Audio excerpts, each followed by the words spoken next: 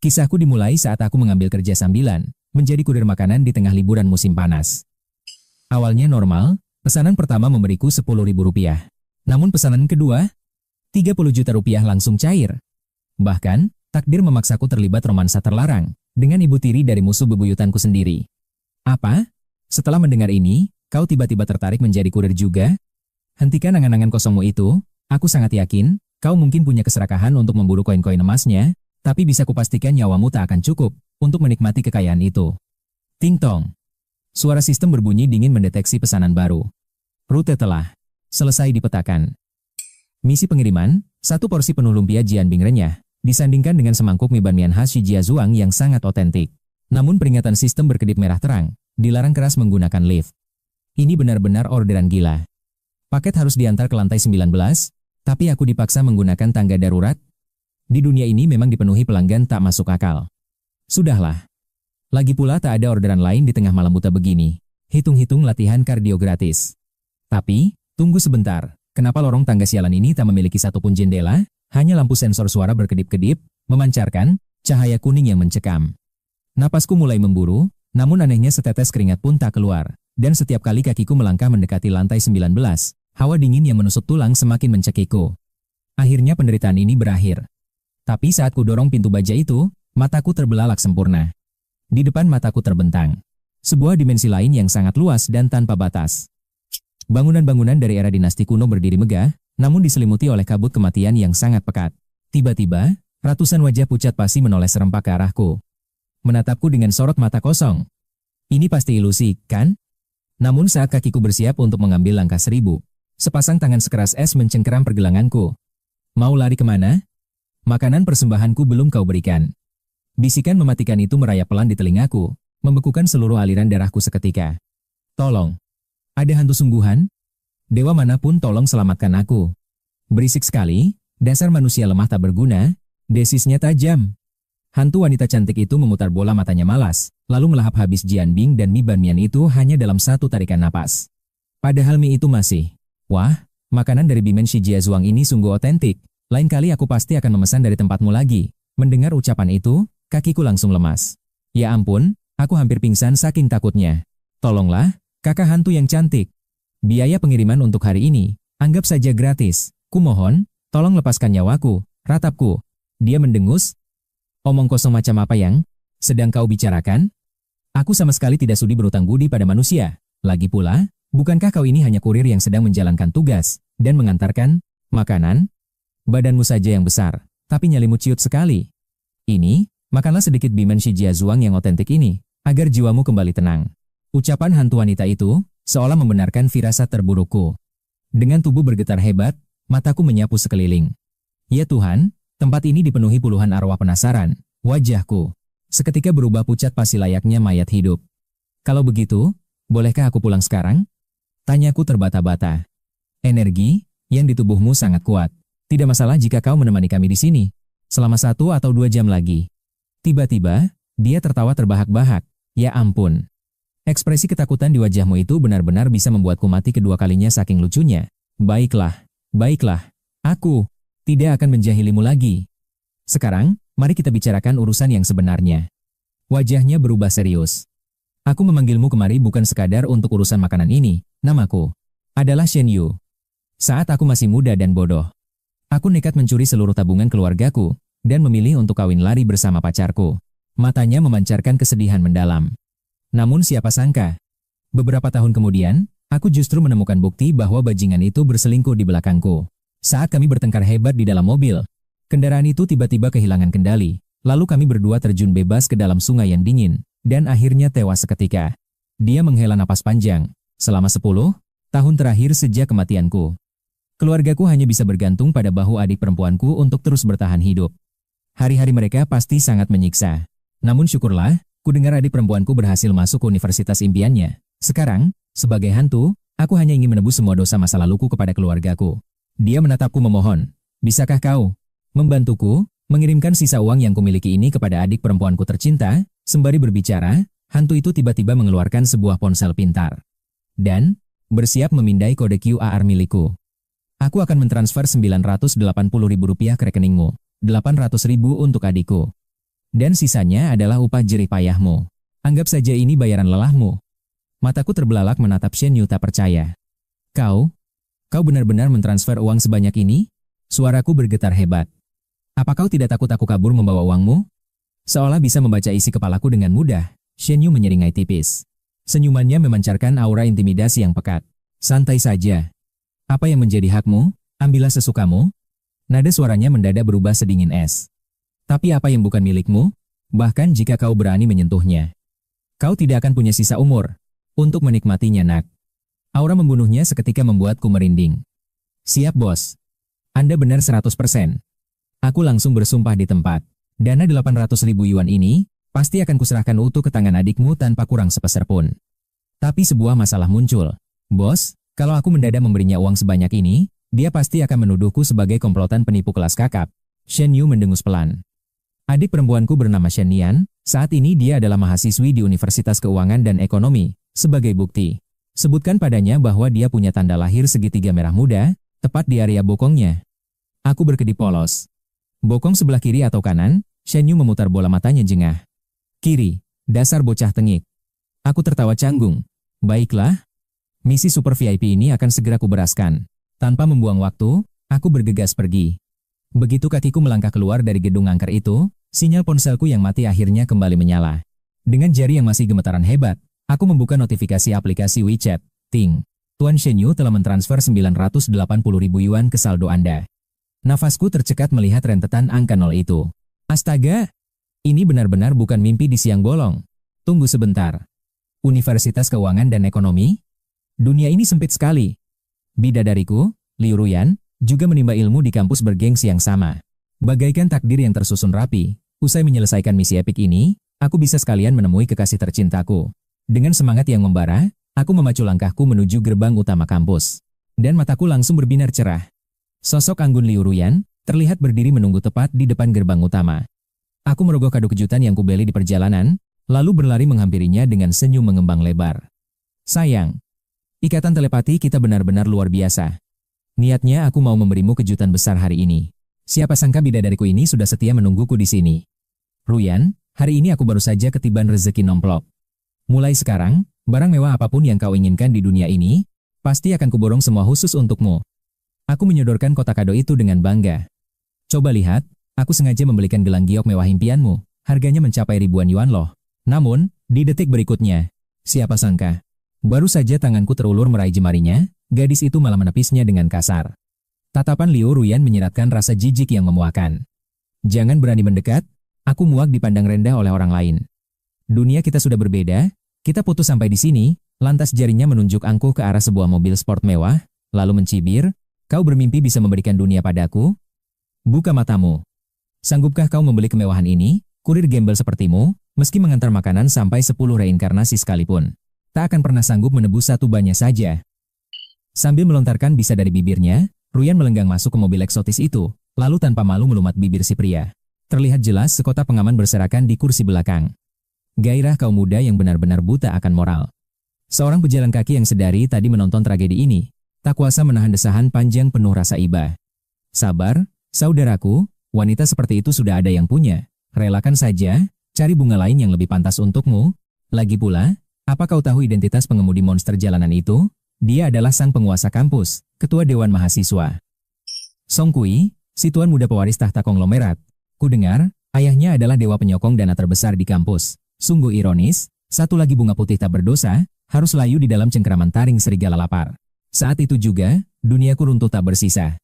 Ingatan masa lalu menampar wajahku. Hari pertama masuk universitas, Ruyan pernah bersumpah dengan mata berkaca-kaca, akan menjaga mahkota kesuciannya hanya untuk malam pertama pernikahan kami kelak. Namun pada akhirnya, Liu Ruyan menyerahkan dirinya begitu saja, tergilas oleh harta. Si brengsek itu, aku hanya bisa mematung perih, menatap mobil sport tersebut lenyap dari pandangan. Menelan mentah-mentah amarah yang mengoyak dada, aku memaksakan diri berlari ke kampus. Demi menuntaskan pesanan sialan ini. Setidaknya aku bersyukur, memeras keringat lebih dari 1 jam membuahkan 10.000 rupiah. Cinta telah membuangku ke neraka? Persetan dengan itu semua. Mulai detik ini, aku akan merangkak naik demi kekayaan. Tenggelam dalam luka hanya akan menjadi racun bagi jiwaku, dan membiarkan para penguasa itu menginjak harga diriku. Tring! Sistem berbunyi, Ada misi tingkat khusus yang harus diselesaikan. Begitu pandanganku jatuh pada detail kotak pesanan itu, seluruh instingku seketika bergetar dan terkunci rapat. Ini bukan misi biasa, sebuah akun misterius, dengan reputasi ulasan paling kelam dalam sejarah aplikasi, mengajukan syarat gila yang biasanya hanya berani disentuh para konglomerat. Sebuah misi dari dunia roh? Mataku langsung berbinar penuh ambisi. Persetan dengan takdir cintaku yang selalu berujung tragis. Roda nasib keuanganku pasti akan segera berputar drastis. Buang jauh-jauh pikiran galau, karena di dunia yang keras ini, hanya ketebalan dompet yang bisa menjadi dewa penyelamat. Misi kali ini meminta sebotol anggur Lafite tahun 1982. Syarat pengirimannya sungguh gila. Temukan gedung pencakar langit tertinggi, yang puncaknya seolah membelah awan. Lalu, panjat anak tangganya. Selangkah demi selangkah hingga menembus lantai 19. Sang pemesan bahkan meninggalkan pesan yang menusuk harga diri. Karena kau pasti miskin, bawa saja Lafite tahun acak. Aku tidak akan peduli. Tapi tunggu dulu. Imbalannya adalah 30 juta saham kelas atas. 30 juta lembar saham unggulan? Di depan mata? Bukankah ini tiket emasku untuk mendadak menjadi miliarder? Persetan dengan segala bahaya. Aku akan mempertaruhkan nyawaku demi misi ini. Tanpa pikir panjang, aku melesat keluar dari kamar kos reotku. Berlarian menembus jalanan kota menuju toko Fatih HS, demi menebus sebotol Lafite kualitas paling premium yang ada. Begitu menemukan gedung perkantoran raksasa itu, pendakian gilaku pun dimulai. Keringat bercucuran, napas tersengal, tapi api keserakahan terus membakar jiwaku. Sambil menyeret kaki, aku terus merapal mantra penyemangat. 30 juta! Ya ampun, harta karun 30 juta menantiku di atas sana. Demi uang sebanyak itu, jangankan cuma lantai 19. Disuruh merangkak sampai lantai 190 pun akan kulibas. Suara lonceng elevator berdentang pelan. Akhirnya, aku tiba di puncak tujuan, ku tendang pintu darurat itu, dan aura dunia astral kembali menyergapku. Namun anehnya, kerumunan makhluk pucat di sana tak lagi menggetarkan nyaliku. Sosok-sosok sedingin es itu tak lagi seseram pertemuan pertama kami. Mereka justru menatapku dengan sorot mata yang memancarkan secercah harapan. Dari balik kabut tipis, sosok Chen Yu melangkah maju memecah keheningan. Pemuda manusia. Apa kau sudah berhasil menemui Nian? Tanyanya penuh harap. Bagaimana kondisi gadis itu di alam sana? Dia hidup dengan sangat baik, balasku sambil tersenyum penuh kemenangan. Dan oh ya, seluruh uang titipanmu sudah mendarat aman di tangannya. Mendengar itu, Chen Yu mengangguk lega, beban karmanya seolah menguap. Aku bisa merasakannya. Benang takdir yang mengikat kami telah terputus sempurna. Terima kasih atas bantuanmu, manusia, ucapnya dengan tulus. Bersamaan dengan kata-kata itu, Chen Yu berbalik menyingkir. Kini, sesosok roh pria dengan aura bangsawan dan setelan jas mewah mendekat. Tatapan tajam bagai elang itu langsung terkunci pada botol anggur di dekapanku. Nah, sudah kubuktikan bukan? Aku sama sekali tidak membual padamu. Ucap Chen Yu memecah ketegangan. Pemuda luar biasa ini mampu menembus batas dunia orang mati dan manusia sesuka hatinya. Setelah kedua roh itu saling melempar salam penghormatan, Chen Yu akhirnya memperkenalkan pria itu padaku. Perkenalkan, ini adalah si 11 Yun Fei. Dan si Longsang itu, dia adalah sosok investor legendaris, sekaligus seorang dermawan kelas atas. Bayangkan saja, ada 5 perusahaan raksasa di bawah kendalinya, dengan nilai pasar mencapai ratusan miliar. Tapi ya, sekarang semua gelar mentereng itu cuma nama kosong. Benar-benar tidak ada artinya lagi. Cepat, cepat, tolong hilangkan rasa hausku ini dulu. Serunya heboh. Si 11 Yun Fei buru-buru menyambar botol anggur merah itu, lalu segera menuangkannya sampai penuh ke dalam 2 gelas. Setelah, dibiarkan bernapas sejenak agar aromanya keluar, dia langsung meneguknya rakus. Tapi anehnya, dia malah berkumur-kumur, lalu memuntahkannya kembali. Ah, benar-benar anggur surgawi. Yang luar biasa. Gumamnya puas. Melihat kelakuan absurd itu, aku mendadak teringat sebuah pertanyaan penting. Tunggu dulu, kenapa lantai 19 di gedung manapun bisa tembus ke tempat aneh ini? Chen Yu, dengan santai menyesap anggurnya, lalu mengelap mulutnya perlahan dengan tisu. Ya, sebenarnya dari manapun kamu mencoba naik ke lantai 19, kamu pasti akan terseret masuk ke alam Huangquan ini. Tapi sengaja tidak kuberitahukan hal ini dari awal, soalnya aku takut nyalimu ciut dan menolak untuk mengantarkan pesananku. Lalu, kalau ada orang biasa tak sengaja naik tangga ke lantai 19, apa mereka juga bakal nyasar ke dimensi hantu ini? Chen Yu langsung memutar bola matanya malas tanpa sudi memberikan jawaban. Sambil terus mengobrol, si 11 Yun Fei ternyata sudah asyik memuntahkan seisi botol anggur merah mahal itu. Dengan tangan gempalnya yang sibuk mengelap sisa air di mulut, dia terlihat sangat kegirangan. Hei, saudara. Tolong jangan menertawakanku. Bangsa roh seperti kami ini, pantang menelan makanan alam manusia. Sekali tertelan, jiwa kami bisa langsung hancur berkeping-keping. Tapi jujur saja, aku sudah sangat tergila-gila dengan rasa kenikmatan ini. Ya mau bagaimana lagi? Tidak ada cara lain untuk mengobati rasa rindu ini. Chen Yu pun akhirnya ikut meletakkan gelas anggurnya di atas meja. Dengar, waktu kita di sini sangat berharga, saudara 11. Berhenti main-main dan cepat katakan inti masalahmu. Bagus. Kalau begitu mari kita langsung masuk ke topik utama yang super penting ini. Dengar baik-baik, anak muda, aku butuh bantuanmu untuk membawaku pergi ke kediaman asliku. Tenang saja, sesampainya di sana nanti, kamu sama sekali tidak perlu buang suara, cukup sentuh saja salah satu barang peninggalanku, dan serahkan sisanya dengan membiarkan aku merasuki tubuh fisikmu, demi menyelesaikan beberapa urusan duniaku yang masih tertunda. Hah? Apa katamu barusan? Walaupun aku sama sekali tidak paham aturan main dunia gaib ini, tapi hei, aku kan sering nonton film horor. Emangnya tubuh manusia itu bisa seenaknya dirasuki roh numpang lewat begitu saja? Kalau sampai tubuhku dibajak oleh berurusan dengan roh penasaran itu sangat berbahaya. Paling ringan, kewarasanmu hancur berantakan. Paling fatal, nyawamu yang akan melayang jadi tumbal tanpa sisa. Kau pikir aku ini manusia bodoh yang gampang ditipu? Bentakku tajam. Jangan harap kau bisa merampas tubuhku dan menjadikanku wadah tumbalmu. Kesepakatan ini batal. Aku sama sekali tidak sudi mempertaruhkan nyawaku. Cari saja mangsa lain yang lebih tolol dariku untuk trik murahan ini. Tanpa membuang waktu sepeser pun, aku segera berbalik untuk pergi dari sana. Namun tiba-tiba, arwah pria bernama Yunwei itu melakukan tindakan yang tak terduga. Dia menjatuhkan lututnya ke tanah, menangis meraung-raung membuang harga dirinya. Kumohon, selamatkan aku, Tuan. Aku benar-benar berdiri di tepi keputusasaan, isaknya. Raja Neraka baru saja membongkar rahasia paling kelam dan menghancurkan dalam hidupku. Sebuah fakta pahit bahwa anak yang kubesarkan dengan penuh kasih sayang ternyata benih dari pria lain. Aku telah ditipu mentah-mentah seumur hidupku, aku tidak sudi. Darah dan keringatku yang mengalir selama puluhan tahun akan jatuh ke tangan anak haram pembawa sial yang menjijikan itu. Aku harus meminjam tubuhmu agar bisa kembali menembus batas dunia manusia. Istriku harus segera mengetahui kebenaran busuk ini sekarang juga. Jangan biarkan parasit itu mewarisi 1 sen pun dari harta kekayaanku. Mendengar jeritannya, hatiku tiba-tiba bergetar oleh rasa solidaritas yang aneh. Sialan, kita berdua ternyata sama-sama pecundang yang dikhianati oleh takdir. Aku baru saja ditusuk hari ini, sedangkan kau dibodohi selama lebih dari 10 tahun. Mulai detik ini, kau resmi menjadi kakak seperguruan nasib sialku. Baiklah, aku terima tawaran gila ini, tapi ingat satu syarat mutlak kita. Begitu misi balas dendam ini selesai, kau harus segera angkat kaki dari tubuhku. Tanpa kompromi. Nah sekarang sebutkan, siapa nama anak haram tak tahu diri itu? Namanya Song Kui, jawabnya lemas. Aku segera menarik keluar ponselku. Niat hati ingin mencatat informasi target, namun begitu nama itu bergema, seketika pandanganku menggelap. Aura membunuh meledak tak terkendali dari dalam diriku. Dengan beringas aku mencengkeram erat kerah baju arwah Yunwei. Tunggu dulu, jangan bilang bajingan tengik yang kau maksud ini adalah presiden mahasiswa dari Universitas Keuangan yang sok berkuasa itu? Bajingan bernama Song Kui itu adalah putra yang kau besarkan selama ini? Hantu Yunwei membeku terbelalak kaget. Tuan, bagaimana Anda bisa mengenalnya? Tentu saja kenal. Iblis itu adalah orang yang menghancurkan hidupku hari ini. Detik ini juga. Dia pasti sedang asyik bergumul di ranjang bersama pacarku. Hanya dengan membayangkan sepasang pengkhianat tak bermoral itu. Amarahku meledak luar biasa, hingga ubun-ubunku terasa mendidih. Urat-urat di pelipisku menonjol keras seakan siap pecah kapan saja. Mendengar fakta tersebut, hantu Yunwei ikut tersulut murka yang menyala-nyala. Bocah iblis tanpa hati nurani. Ayahnya baru saja mati menghembuskan napas terakhir. Dan dia malah berani bermain gila dengan wanita milik orang lain? Keparat, Yunwei mengamuk sejadi-jadinya, membanting botol gaib hingga hancur berkeping-keping.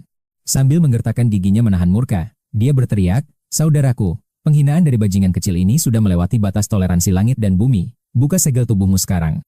Biarkan aku merasukimu dan kita bantai dia habis-habisan. Aku bersumpah akan membuatnya berlutut dan bersujud memohon ampun di bawah kakimu. Atau, kau bebas menyiksanya dengan cara apapun. Kendali penuh ada di tanganmu." Tawarannya menggiurkan, tapi aku langsung menatapnya tajam. "Lalu apa jaminannya kau tidak akan merampas dan bersemayam abadi di tubuhku?" Mendengar keraguanku, raut wajah Yunwei langsung berubah lega. "Astaga, anak muda, imajinasimu terlalu liar," kekehnya. "Ketahuilah fakta ini. Bahkan jika roh jahat paling kuat sekalipun nekat merasuki wadah fana milik manusia biasa, batas maksimal mereka bertahan hanyalah 2 jam. Lewat dari itu, jiwanya akan hancur lebur menjadi debu kosmik. Kau tidak sedang membual demi menipuku, kan?" Tanyaku sambil melirik Shen Yu untuk meminta kepastian. Shen Yu mengangguk mantap. Dia sama sekali tidak berbohong. Kami sudah mengorek kebenaran informasi ini langsung dari saudara kepala sapi di dunia bawah. Agar roh penasaran bisa kembali menapak di alam manusia, mereka mutlak membutuhkan sebuah medium khusus yang mampu menembus batas absolut antara yin dan yang. Ditambah lagi, butuh sebuah ritual pemanggilan rahasia untuk menarik paksa jiwa tersebut kembali ke wadahnya. Shen Yu menepuk pundakku, tapi abaikan saja teori rumit itu.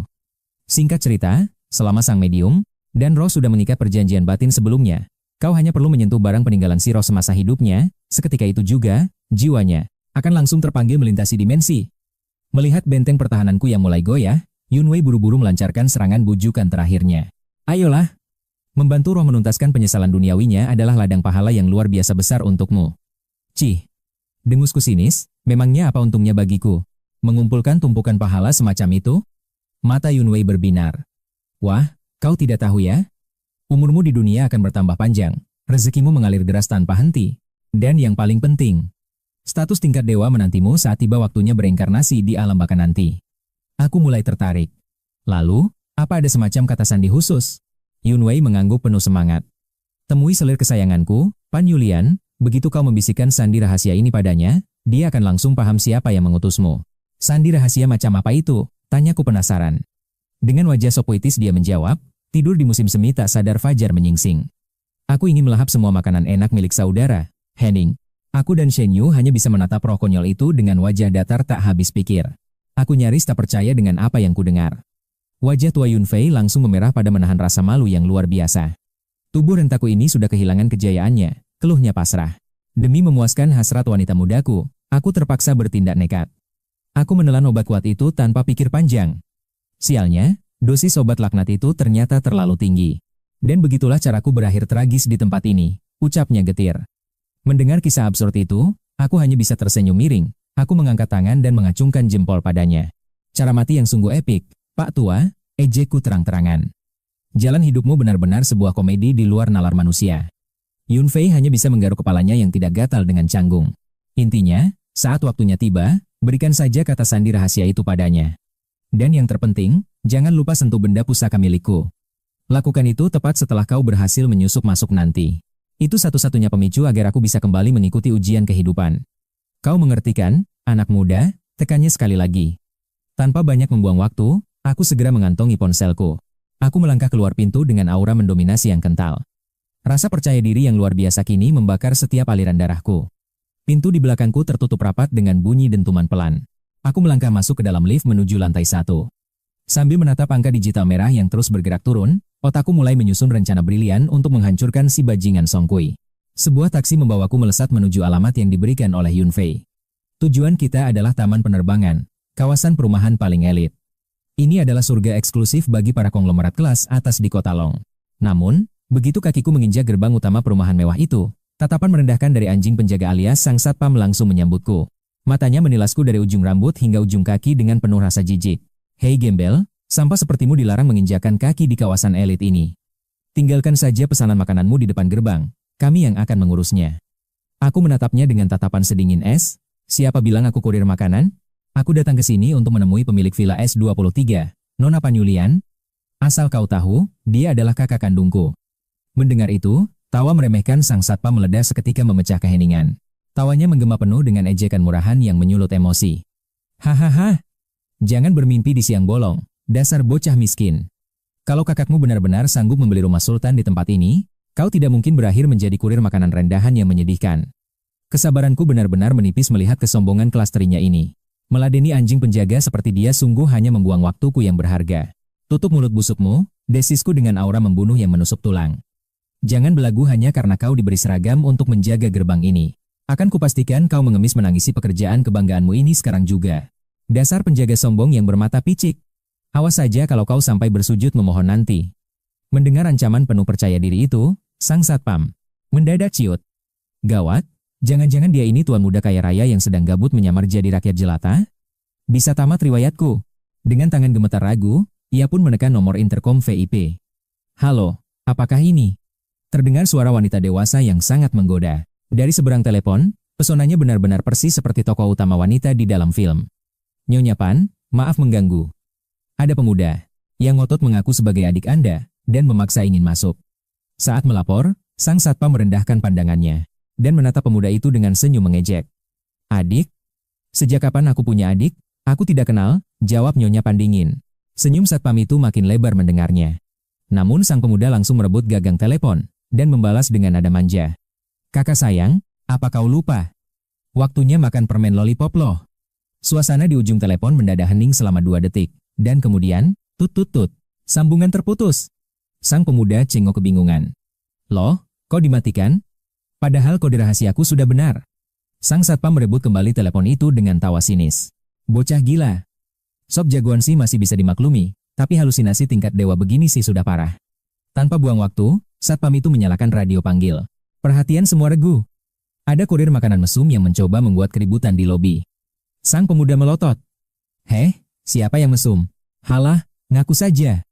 Kau sendiri yang teriak mau lollipop. Tepat saat satpam itu hendak memanggil pasukan keamanan, telepon interkom di pos jaga mendadak berdering nyaring. Panggilan masuk dari Nyonya Pan. Sang satpam langsung mengangkatnya dengan wajah sumringah dan menjilat. Nyonya besar yang terhormat, sungguh maafkan kelalaian kami. Atas pelecehan yang baru saja Anda alami, kami sudah meringkus pemuda gila ini, dan siap membuangnya ke kantor polisi. Mohon tenang. Tenang gundulmu, dia itu benar-benar adik kesayanganku, bentak Nyonya Pan dengan murka. Dengar baik-baik, Kroco. Kalau kalian berani menyentuh sehelai saja rambutnya, kalian semua akan mati. Kaki penjaga keamanan itu langsung gemetar hebat, senyum sombongnya. Seketika lenyap tak berbekas, berganti dengan raut pucat pasi, bagai mayat hidup. Ah, ampun. Ini murni kesalahpahaman, Tuan. Suaranya bergetar penuh kepanikan. Saya akan segera membuka jalan untuk adik Anda. Masuk sekarang juga. Begitu sambungan telepon yang menegangkan itu terputus. Sikap arogan sang penjaga keamanan berubah 180 derajat. Dia langsung membungkuk hormat, mengangguk cepat bak ayam mematuk beras. Sambil tersenyum menjilat ke arahku. Aduh, kakakmu, kejadian tadi. Benar-benar murni kesalahpahaman belaka. Tolong, maafkan kelancangan saya. Tolong kasihani saya, orang tua saya sudah renta di rumah. Ditambah lagi anak-anak saya masih sangat kecil dan butuh makan. Kalau sampai saya dipecat dari pekerjaan ini, bisa-bisa seluruh keluarga saya mati kelaparan. Ya, karena aku. Pada dasarnya memang malas mencari keributan panjang, jadi, kuputuskan untuk membiarkan masalah kecil ini berlalu. Sang penjaga keamanan hampir menangis saking bersyukurnya. Dia bahkan repot-repot mengantarku masuk ke dalam dengan penuh hormat, sebelum akhirnya lari terbirit-birit. Sambil mengutuk kesialannya sendiri dalam hati. Tak berselang lama, seorang pelayan rumah membimbing langkahku menyusuri lorong, menuju ke sebuah ruang, katamu yang super mewah. Tepat di atas sofa sana, duduklah seorang wanita yang memancarkan aura menawan. Wajahnya mungil dan ayu, sepertinya. Usianya belum genap 30 tahun. Namun, postur tubuhnya benar-benar terawat sempurna. Meskipun dia hanya duduk bersantai di sofa, lekuk pinggangnya yang ramping dan pinggulnya yang luar biasa menggoda. Sama sekali tidak bisa disembunyikan. Padahal paman 11 Yunwei itu, jelas-jelas, sudah menginjak usia 50 tahun ke atas. Ternyata ini toh, istri mudanya. Pikiranku mulai melayang entah kemana. Jarak, usia mereka benar-benar bagaikan langit dan bumi. Pantas saja, paman 11 sampai harus mengandalkan obat kuat. Stamina pria tua biasa, mana sanggup menaklukkan wanita secantik ini? Nyonya Panyulian menatap tajam ke arahku saat pelayan mempersilakanku masuk.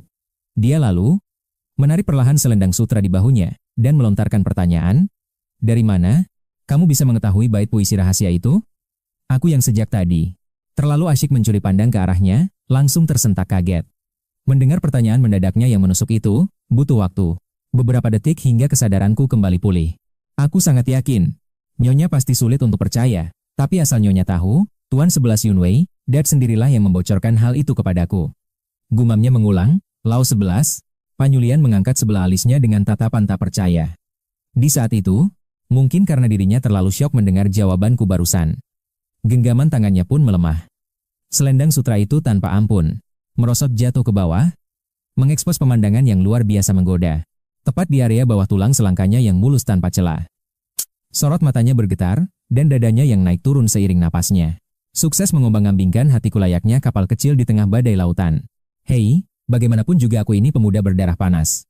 Mana mungkin pertahananku tidak goyah, pemandangan visual di depanku ini sungguh menguji iman. Menyadari tatapanku yang nyaris tak berkedip menatapnya, rona merah tomat seketika menjalar di wajah cantik Panyulian. Dengan panik, ia buru-buru menarik selendang untuk menutupi tubuhnya. Sial, aku ketahuan. Aku segera membuang muka, pura-pura mengamati sudut ruangan dengan sangat kikuk. Kulitmu sungguh seputih salju. Tunggu, bukan begitu. Astaga, Mulutku malah meracau tidak karuan. Maksudku, ia bangkit dari posisinya, lalu dengan anggun memberi jalan. Silakan duduk, Tuan, ucapnya lembut. Aku menatapnya dengan alis berkerut keheranan. Tunggu dulu, kau benar-benar percaya dengan semua omonganku? Tentu saja aku tidak percaya sama sekali, balasnya. Tapi anehnya, kau mengetahui 2 bait puisi rahasia itu. Puisi misterius yang seharusnya tidak diketahui oleh siapapun di dunia ini. Fakta ini menjadi bukti kuat di mataku, bahwa kau pasti pernah berpapasan dengan Tuan Lau 11. Jadi, intuisi batinku jauh lebih kuat dari keraguanku pada ucapanmu. Tak lama, seorang pelayan masuk membawakan nampan berisi buah segar. Pan Yulian mengibaskan tangannya dengan elegan, memberi isyarat agar para pelayan segera undur diri dari sana. Begitu pintu tertutup, keheningan mencekam mulai menyelimuti kami. Ini adalah pengalaman pertamaku membuka diri untuk dirasuki roh. Jantungku berdebar tak karuan, ketegangan merayapi tulang belakangku. Dengan napas tertahan, aku mengulurkan tanganku ke depan. Ujung jariku perlahan merayap maju, menyentuh permukaan sebuah kotak kayu kuno. Tepat saat kulitku bersentuhan dengan pusaka di sebelah Yunfei, kilatan tak kasat mata. Aliran listrik berkekuatan tinggi menyengat jiwaku seketika. Suara berat Yunfei tiba-tiba bergema dahsyat di alam bawah sadarku. Wahai anak muda, dengarkan aku baik-baik. Mulai sekarang, kita terhubung melalui telepati batin. Namun ingatlah satu syarat mutlak ini, kau harus memberikan izin dari lubuk hatimu yang terdalam. Barulah jiwaku bisa menembus dan menyatu dengan wadah fisikmu. Penjelasan itu membuat batu besar di dadaku terangkat. Syukurlah, setidaknya kesadaranku tidak akan tertelan begitu saja. Kalau begitu, ayo kita mulai sekarang juga. Seiring tekadku yang membulat, aura spiritual Yunfei meledak masuk. Kekuatan kuno itu kini mengambil alih sebagian tubuhku. Pan Yulian menatap tajam ke arah Mugi yang kini memancarkan aura berbeda. Dia membeku di tempat, linglung dengan mode waspada penuh. Mundur selangkah, dia berseru panik, apa yang mau kau lakukan? Namun Mugu yang mendengar suara itu, perlahan menoleh dengan sebulir air mata yang menggenang. Yulian sayang. Melihat pria muda itu menatapnya dengan sorot mata penuh kerinduan, hati Yulian mendadak bergetar hebat. Ini jelas-jelas wajah orang asing, tapi kenapa? Auranya terasa begitu familiar di hati. Hanya dalam sepersekian detik, nada bicaranya, ekspresi sendunya, bahkan postur tubuhnya berubah drastis. Dia benar-benar menjelma menjadi sosok pria. Dari kolam renang itu, siapa kau sebenarnya? Namun pria itu malah melesat maju, menarik Pan Yulian ke dalam pelukan eratnya. Dia bahkan memutar tubuh wanita itu dengan gaya dramatis. Layaknya berdansa waltz. Yulian sayangku, suamimu ini sangat merindukanmu. Tanpa basa-basi, dia menggendong Pan Yulian ala bridal style dan langsung menghempaskannya ke atas. Sofa empuk, gawat. Saat tubuhku menindihnya, kesadaranku mulai kehilangan kendali. Sialan kau hantu, apakah kau merasukiku cuma buat ajang perpisahan yang kelewat batas? Kenapa harus pakai adegan ranjang segala? Hei, tolong, ini tubuhku, woi. Aku ini cuma pemuda jomblo yang masih polos. Jam terbangku mentok cuma dari nonton film dewasa. Tidak pernah sekalipun terbayang di otakku akan merasakan adegan seliar dan sedalam ini di dunia nyata. Masalahnya, sensasi fisiknya terlalu mantap, jiwa polosku mana tahan. Di bawah sana, Pan Yulian mencoba berontak sekuat tenaga, tapi pertahanan wanitanya jelas tak sanggup membendung himpitan tubuh muda dan berotot ini. Sayangku, Yulian, ini aku. Ya, ini aku, suamimu telah kembali. Tatapan pria itu memancarkan lautan cinta yang begitu dalam, mengunci pandangan Yulian di bawahnya. Matanya seolah berteriak, ini sungguhan aku. Aku sudah bernegosiasi untuk meminjam tubuh bocah ini. Tangan besar itu perlahan mengusap lembut pipi Pan Yulian. Yunfei berbisik, hanya 2 jam? Aku cuma diizinkan hidup kembali ke dunia ini selama 2 jam. Hembusan napas hangatnya menyapu kulit, bahu Yulian yang tegang, berpadu dengan dada bidang yang mengungkungnya. Memicu deru napas yang saling memburu. Sensasi kelembutan yang bergesekan, membuat kedua bibir itu perlahan saling bertautan erat. Astaga naga. Batinku menjerit ingin menolak keras, tapi saraf tubuhku malah keenakan menikmati sensasi surgawi. Ini, Pan Yulian yang terjebak dalam pusaran gairah ini juga ikut kalut dan otaknya langsung ngeblank total. Di satu sisi, batinnya menjerit panik. Apakah adegan panas ini sama saja dengan mengkhianati mendiang suaminya? Di sisi lain, tubuhnya terasa lepas kendali bak tersengat listrik. Maju salah, mundur pun tak berdaya. Sialan kau, cepat berhenti, jeritnya frustrasi dalam hati. Jika terus dibiarkan, benteng pertahanannya bisa hancur lebur. Sang tokoh utama kita hanya bisa menahan gejolak di dada, mengubah hasrat yang meluap-luap menjadi aura kemarahan absolut. Melihat aura membunuh yang menguar tajam, sang pria akhirnya bangkit dengan senyum sinis di wajahnya. Hah? Menjadi muda kembali ternyata nikmat juga, batinnya menyeringai nakal. Ia menunduk, menatap pusaka andalannya di bawah sana, sang naga perkasa yang bangkit dengan penuh kebanggaan. Gairah ini benar-benar serasa kembali ke masa keemasan usia 18 tahun. Tanpa basa-basi, ia langsung menarik Pan Yulian ke dalam pelukan hangatnya. Lengannya melingkar posesif di pinggang ramping wanita itu, lalu dengan manja menenggelamkan wajahnya ke lembah surgawi yang menggoda iman itu. Menghirup aroma memabukkan yang sudah lama ia rindukan. Yulian sayangku, kali ini aku benar-benar bangkit dari kematian. Mendengar nada berat itu, Pan Yulian sadar ini bukan candaan biasa. Tunggu dulu, jadi Songkui benar-benar bukan darah dagingmu? Tanyanya syok. Hubungi bocah tengil itu sekarang juga. Tita sang MC dengan mata memicing. Di lubang tikus manapun dia sembunyi, seret dia pulang malam ini juga. Pan Yulian menelan ludah, buru-buru merogoh ponsel genggamnya, dan dengan jari gemetar mulai menekan nomor sang anak. Tepat sekali. Dan persiapkan tes DNA besok pagi-pagi buta. Aku tak akan membiarkan anak haram jada itu menyentuh sepeser pun harta warisan perusahaanku. Pan Yulian membelalak ngeri. Tapi, bukankah tubuh aslimu sudah dikremasi? Bahkan abumu sudah ditabur ke laut lepas sampai 5 kali putaran. Suasana mendadak hening seketika. Momen dramatis ini terasa konyol, seolah gagah hitam baru saja terbang melintasi dahi mereka. Keringat dingin menetes, mata Pan Yulian melotot tak percaya, menatap tajam pria dalam tubuh pinjaman di hadapannya ini. Iya benar. Kalau tubuh aslimu sudah jadi debu laut, lalu bagaimana caranya kita melakukan tes DNA besok? Sang MC menyeringai iblis. Siapa bilang kita pakai DNA milikku? Kita akan cocokkan sampelnya dengan supir pribadi kita, si tua bangka lawang. JDR. Fakta itu menyambar bagai petir di siang bolong. Pan Yulian mendadak teringat memori ganjil di masa lalu. Pantas saja tatapan si supir lawang pada Songkui selalu mencurigakan. Dulu ia pikir itu murni rasa hormat seekor bawahan pada majikannya, tapi ternyata itu adalah tatapan penuh cinta dari ayah kandung yang disembunyikan. Oh, satu hal lagi yang sangat penting, tambah sang MC santai. Pemilik asli tubuh ini adalah pemuda malang bernama Liu Ge. Aku sudah berjanji memberinya 10% saham, jadi cepat urus surat-suratnya. Pan Yulian terbelalak kaget mendengarnya. Tatapannya langsung tertuju tajam ke arah Yunwei. Sang pria yang seolah bisa membaca pikiran itu, hanya tersenyum tipis dan menepuk pelantangannya. Jangan sampai matamu dibutakan oleh remah-remah emas sesaat. Coba kau pikirkan misteri takdir ini baik-baik, mengapa jiwaku bisa meminjam raganya untuk bangkit? Dia bukan manusia biasa. Sekarang dia mungkin terlihat bagai naga yang terbelenggu rantai. Tapi saat dia terbangun dan membelah langit nantinya, hasil yang kita tuai akan bernilai 1000 kali lipat dari ini.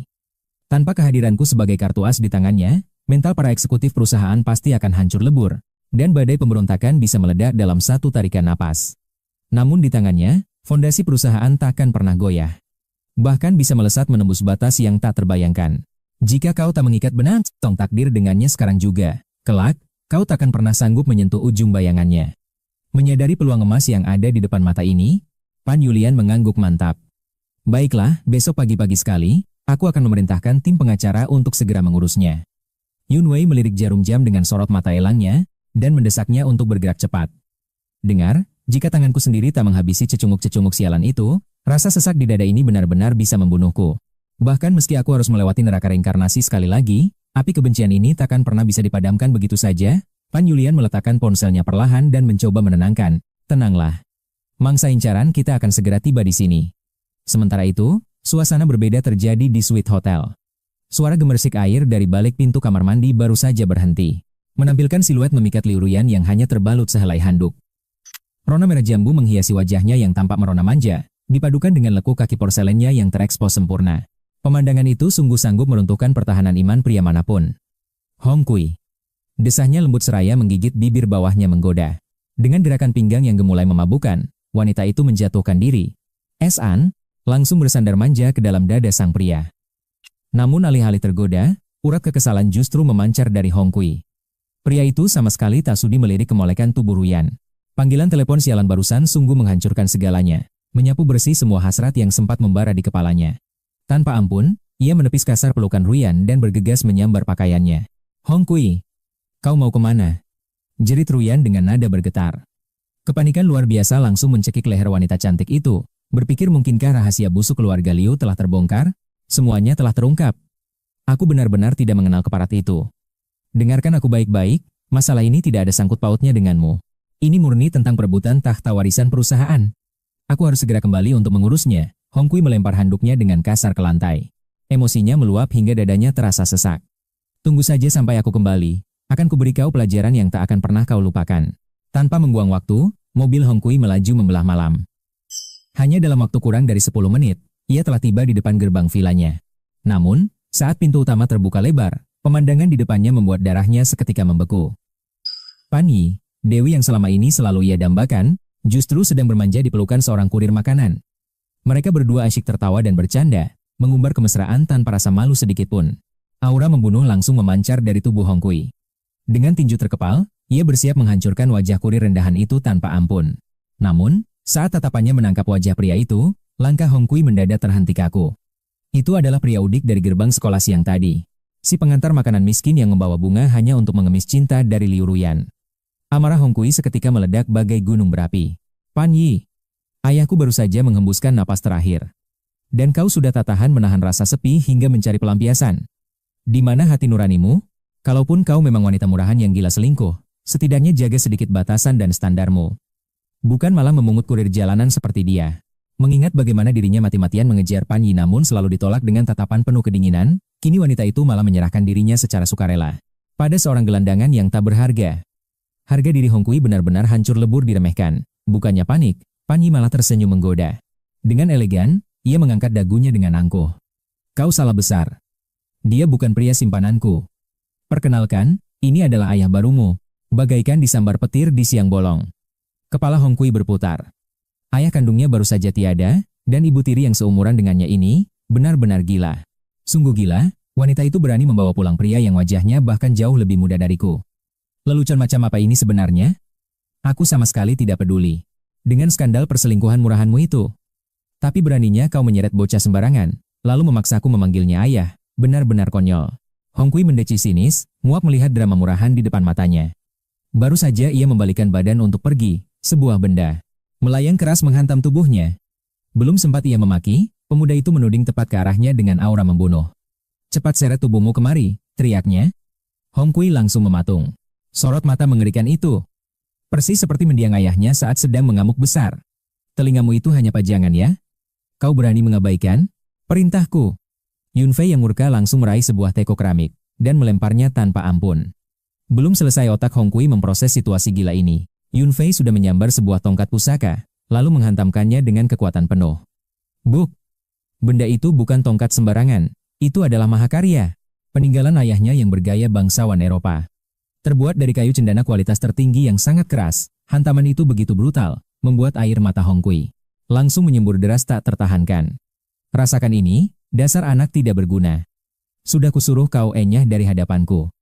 Hong Kui masih berupaya keras untuk menangkis dan membela diri, tapi badai pukulan itu datang bertubi-tubi seperti hujan meteor. Wajahnya kini hancur lebur, babak belur mengerikan. Aku baru saja mengalihkan pandangan sebentar, dan kau sudah nekat bermain wanita sana-sini? Kau bahkan mencari mati dengan menyinggung sosok dewa yang sama sekali tidak boleh kau sentuh. Dasar anak durhaka. Buka matamu lebar-lebar dan lihat siapa yang berdiri di depanmu. Suara gelegar Yun Fei berpadu dengan lolongan penderitaan yang menyayat hati. Aku tersenyum puas melihat si sombong Hong Kui merangkak lari sambil menangis memohon ampun. Hatiku bersorak kegirangan. Sensasi pembalasan ini sungguh epik, layaknya masuk ke arena pertarungan ilusi tingkat dewa. Yun Fei terus meluapkan emosinya. Amarah yang terpendam selama puluhan tahun meledak seketika. Pria itu menghajar putranya habis-habisan selama lebih dari 10 menit penuh, tanpa terengah-engah sedikit pun. Kalau dipikir-pikir lagi, kejadian luar biasa ini memang. Sialan, benar-benar bajingan tidak tahu diuntung. 10 tahun memeras keringat demi menghidupi keluarga, pengorbanan itu malah diinjak-injak oleh parasit rendahan. Menyadari situasi yang semakin tidak terkendali, Pan Yulian langsung menerobos maju untuk memisahkan pertumpahan darah itu. Cukup! Hentikan sekarang juga atau nyawa melayang. Yun Fei mendengus kasar, menyeka keringat dingin di pelipisnya, lalu membuang tongkat bisbolnya dengan gaya arogan. Di bawah kakinya, Song Kui terkapar sangat menyedihkan, wajahnya hancur bersimbah darah namun mulutnya masih menganga. Pria sombong itu masih belum menyadari posisinya. Dengan tatapan merendahkan, Yun Fei mengibaskan sisa keringatnya. Tepat ke wajah hancur bajingan yang tergeletak itu. Jari telunjuknya menukik tajam bagai sebilah pedang. Kau berani bertanya siapa aku? Aku adalah ayahmu, buka matamu lebar-lebar dan sadari siapa yang kau lawan. Muge yang berdiri di sana, tiba-tiba mencengkeram wajah Yun Fei, lalu menunduk, memaksa Song Kui menatap langsung ke matanya. Di bawah tekanan aura membunuh yang sangat pekat, kesadaran Song Kui mulai terpecah dalam halusinasi mengerikan. Wajah Muge perlahan berubah menjadi wujud mendiang Yun Fei. Persis seperti mayat pucat di hari pemakamannya. Mata melotot tajam dengan rongga hitam yang hampa. Teror absolut itu langsung menghancurkan mental Song Kui. Rahangnya bergetar hebat, suaranya tercekat di tenggorokan. Ampun. Aku yang salah. Kumohon ampuni nyawaku. Tolong jangan bawa arwah ayahku untuk menghantuiku. Berlutut kau bajingan. Teriak Yun Fei memecah udara. Song Kui yang baru saja mencoba merangkak mundur, langsung jatuh bersujud dengan tubuh gemetar hebat. Tiba-tiba, genangan cairan kuning mengalir di lantai. Pria arogan itu kencing di celana karena ketakutan. Melihat tontonan memalukan itu, tawa Muge meledak luar biasa. Yun Fei kembali menatap dingin dengan wajah angkuhnya, menarik sebuah kursi besi, dan duduk bak seorang raja. Sekarang kau paham di mana letak kesalahanmu, hah? Merasa penyiksaan mental ini sudah mencapai puncaknya, Yun Fei menoleh ke arah Muge sambil menyeringai tajam. Bagaimana, adik kecil? Perlu kuhancurkan tulangnya lagi? Sudah cukup menghibur, balasnya dengan senyum misterius. Di dalam hati, rasa puas meledak seperti kembang api. Melihat musuhnya pipis di celana adalah sebuah mahakarya. Mengingat betapa sombongnya pria itu saat pamer kartu hotel, kontras dengan wujudnya yang sekarang sujud mengompol. Balas dendam ini benar-benar terasa sangat sempurna. Ini benar-benar pemandangan yang sangat memuaskan untuk disaksikan. Dengan aura dingin yang mendominasi seluruh penjuru ruangan, Tuan Yun Fei akhirnya mengambil langkah tegas di hadapan Pan Yulian. Tanpa sedikit pun keraguan tersisa di matanya yang tajam, ia menatap rendah ke arah Song Kui dan menjatuhkan vonis mutlak. Mulai detik ini juga, kau bukan lagi bagian dari keluargaku. Pulanglah, dan sampaikan pada ibumu yang tidak tahu malu itu, bahwa perselingkuhan kotornya dengan si brengsek lawang, sudah terbongkar sepenuhnya di hadapanku tanpa ada yang tersisa. Enyah dari rumahku sekarang juga, atau aku akan bertindak kasar. Aku akan menyuruh anak buahku untuk menyeretmu keluar dari sini, dan merampas kembali secara paksa semua aset di bawah namamu. Mulai dari properti mewah, saham perusahaan, hingga seluruh hak waris, semuanya akan dicabut tanpa sisa dan segera dialihkan ke tangan Yulian dan putri kesayangannya, Roro. Song Kui awalnya masih berani membuka mulut untuk melontarkan bantahan. Namun, begitu nama selingkuhan ibunya disebutkan dengan lantang, tubuhnya langsung gemetar hebat karena ketakutan setengah mati. Wajahnya pucat pasi, membungkam semua kesombongannya seketika. Dalam keputusasaan yang sungguh amat memalukan untuk dilihat, Song Kui merangkak putus asa di lantai mendekati kaki Pan Yulian. Ia memohon dengan suara bergetar dan tetesan air mata buaya. Ayah sudah membuangku, mulai sekarang hanya kita keluarga yang tersisa. Tolong aku, rawatlah diriku seperti merawat adik kandungmu sendiri. Kumohon padamu, bantulah aku memohon ampun pada ayah. Bagaimanapun juga, darah dagingnya masih mengalir di dalam tubuhku. Mendengar rintihan patetis yang sangat menjijikan tersebut, Pan Yulian hanya meletakkan ponselnya dengan raut wajah tenang. Lalu menarik napas dalam-dalam dengan tatapan sedingin es. Aku sudah mengatur jadwal tes DNA untukmu besok pagi. Sebentar lagi tim pengacara akan tiba membawa dokumen resmi. Kau hanya perlu tutup mulut dan segera tanda tangani saja. Sebelum hasil tes medis itu keluar secara resmi ke tanganku, jangan harap aku mau mengangkat satu jari pun untuk menolongmu. Dan jika terbukti kau bukan keturunan biologis dari keluarga ini, bersiaplah, karena aku akan menyeretmu untuk menghadapi hukum. Kau tidak akan mendapat sepeser pun hak waris dari kami. Jadi kuperingatkan dengan keras, berhentilah membuat drama murahan. Jika kau masih berani bersikeras menjadi keras kepala, aku sendiri yang akan turun tangan menyelidiki semuanya secara tuntas. Aku akan memaksa ibumu memuntahkan kembali semua uang yang kalian nikmati. Tanpa memberi ampun, perintah mutlak kembali dijatuhkan kepada pihak properti. Cabut semua akses kartunya, dan sita kunci mobil mewahnya sekarang juga. Jangan pernah biarkan parasit kotor ini mencemari kehidupan Roro. Begitu mendengar mobil kesayangannya disita, kewarasan Song Kui hancur, ia menjerit histeris di lantai layaknya orang gila. Song Kui akhirnya diseret pergi oleh Pan Yulian yang mabuk kepayang. Di zona aman pertukaran jiwa ini, waktu mereka hanya tersisa kurang dari 1 jam lagi. Jari lentik Pan Yulian menelusuri dada itu dengan getaran penuh damba. Menatap tubuh berondong muda yang kini dirasuki jiwa suaminya, dan merasakan kehangatan yang meletup-letup di balik kulit itu, sumbu gairah di lubuk hatinya langsung meledak. Masih ada waktu. Di detik-detik terakhir yang sangat krusial ini, sepasang suami istri itu jelas tidak berniat membuang 1 detik pun untuk mengobrol kosong. Gelombang cinta bergejolak ganas saat pandangan mereka saling beradu. Tubuh sintal Pan Yulian yang mendadak lemas tanpa tulang langsung ambruk ke dalam pelukan hangat Muge. Tapi tunggu, Muge yang dikendalikan jiwa lain itu malah membalas agresif. Hujan ciuman mendarat bertubi-tubi tanpa ampun di setiap jengkal kulitnya. Sambil terus bergelut bagai perangko dan amplop, mereka terhuyung-huyung masuk ke medan pertempuran utama, kamar tidur. Di sana, Pan Yulian duduk manis di tepi ranjang, menatap mata Muge dengan tatapan yang bisa melelehkan besi. Wanita cantik itu perlahan memejamkan matanya. Ia berusaha memanipulasi otaknya sendiri agar sepenuhnya membayangkan Muge sebagai suaminya tercinta, Yun Wei. Baginya, Bisa mendapat kesempatan emas untuk bermesraan ronde kedua dengan sang suami. Sungguh membuat hidupnya ini tidak memiliki penyesalan apapun lagi. Sementara itu, jiwa Yunwei langsung tertawa kegirangan bagai menang lotre dan langsung menerkam Pan Yulian. Di sudut pikirannya, jiwa asli Muge menjerit histeris, "Kakak Yunwei, santai bos. Ini tubuhku, jangan berani-berani kau pakai buat adegan dewasa." Jantung Muge nyaris copot berdebar tak karuan melihat kegilaan ini. Meski panik setengah mati, dia hanya bisa jadi penonton tidak berbayar. Di tubuhnya sendiri. Sementara Pan Yulian sudah sepenuhnya pasrah dalam lautan asmara. Sialan. Padahal awalnya Muge cuma janji buat meminjamkan tubuhnya sebentar saja.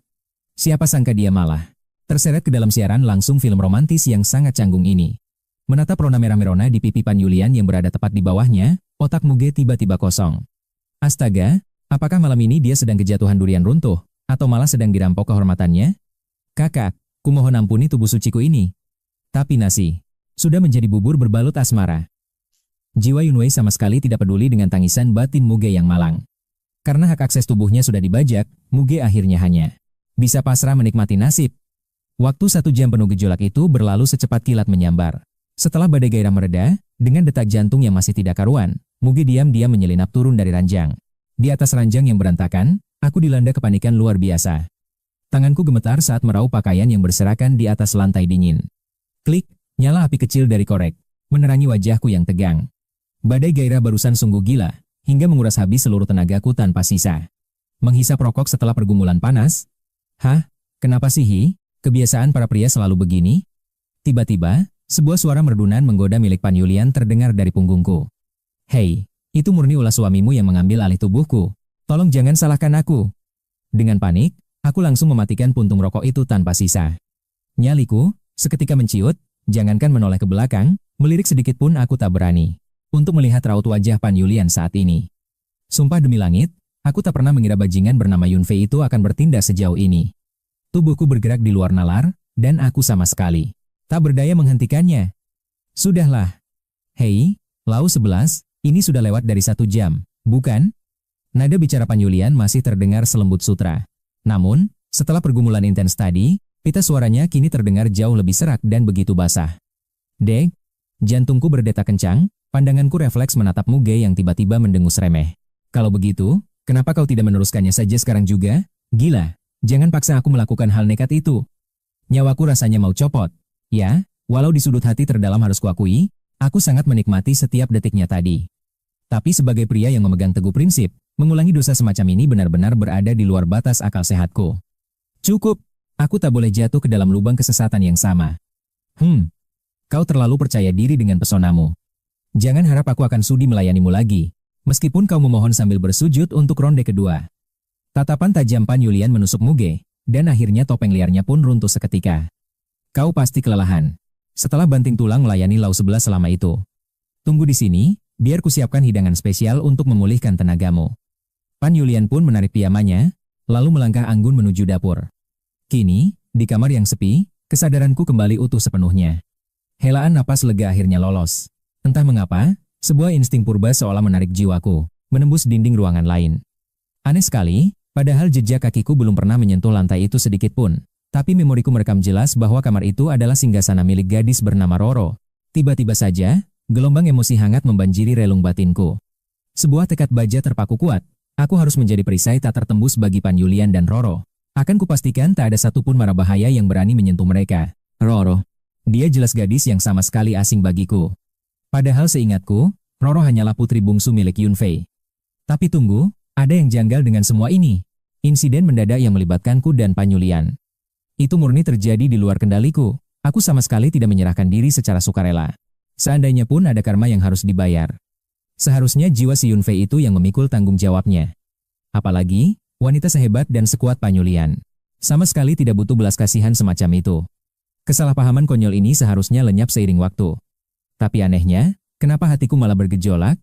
Kenapa aku punya dorongan kuat untuk melindungi ibu dan anak ini? Sialan. Jangan bilang kalau setelah reinkarnasi ini. Emosiku dan jiwa Yunfei mulai melebur menjadi satu. Keringat dingin seketika membasahi pelipisku. Bahaya. Jika fusi jiwa ini terus berlanjut, bukankah eksistensiku akan sepenuhnya tertelan oleh kepribadian asli milik Yunfei? Tidak. Aku tidak boleh membiarkan jati diriku musnah. Aku harus segera mencari celah yang tepat untuk menuntut penjelasan dari roh Yunfei itu. Semakin dipikirkan, rasa ngeri ini semakin mencekik leherku. Tiba-tiba, Panyu Lian menarik selimutnya dengan anggun. Ia melempar senyum lembut yang mematikan dan berbisik, "Malam sudah larut, menginaplah di rumahku malam ini." Jantungku serasa berhenti berdetak. Mi di sumpitku langsung patah dua. "Hei, pikiran kotor apa yang ada di kepalamu?" Panyu Lian menatapku dengan tatapan tajam yang menggoda. "Kamu tidur di kamar Roro saja malam ini. Besok pagi-pagi sekali, ikut aku ke markas perusahaan. Kita harus segera mengurus kontrak ekuitas yang ingin diserahkan oleh bos Lau 11 kepadamu. Ingat, ini sama sekali bukan waktunya untuk bermesraan." Mendengar itu, barulah napasku bisa berembus lega. Aku berdeham canggung, tapi aku masih ada urusan di luar. "Ya sudah, selesaikan urusanmu dan cepat kembali." Panyu Lian meregangkan tubuh indahnya, bersandar lelah di sofa. "Baiklah, jika si brengsek Songkui itu tidak menginginkannya. Biar aku saja yang merampas semuanya." Setelah menandaskan mangkuk mie, aku mencuci piringku dalam diam. Tak lama setelah itu, aku langsung melangkah pergi. Langkahku membawaku kembali ke arah tangga yang gelap. Berdiri tegak di hadapan gerbang menuju dunia bawah. Keluar masuk tempat ini 3 kali sehari, urat takutku sudah benar-benar putus. Shen Yu dan si hantu konyol 11 Yunwei asyik berdendang sumbang di pinggiran jalan. Melihat kedatanganku, mereka langsung melompat girang dan menyapa dengan cengiran lebar tanpa dosa. "Hei bos kecil." Tanpa babi bu, kakiku langsung melesat maju. Bam! Tendangan mautku menerbangkan 11 Yunwei hingga nyungsep beberapa meter ke belakang. Hantu kurang ajar ini berani meniduri istrinya pakai tubuhku? Darahku mendidih menuntut penjelasan. "Ampun, ampun, bos kecil." Tarik napas, "Sabar dulu," teriaknya panik. "Sabar matamu.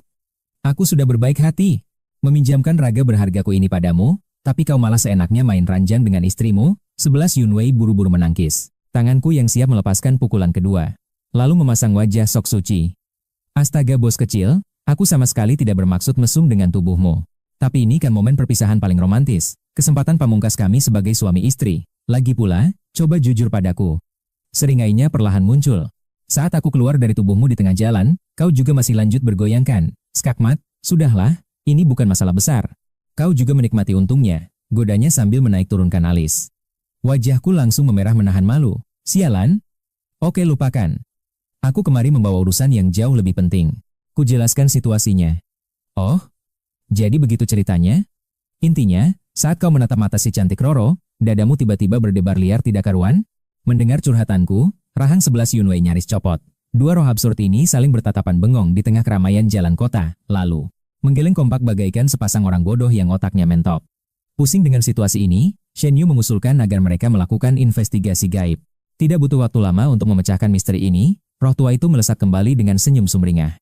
"Jackpot, bos muda," teriaknya girang. "Kabar baik apa?" tanyaku penuh curiga.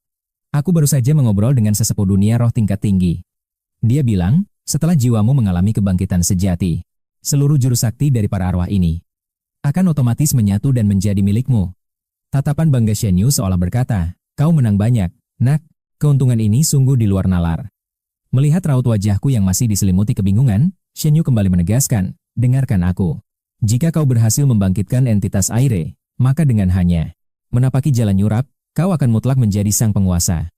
Namun, jika kau membangkitkan jiwa Han-Han, maka takdir Rali akan membawamu, dan tahta kemenangan akan tunduk di bawah kakimu."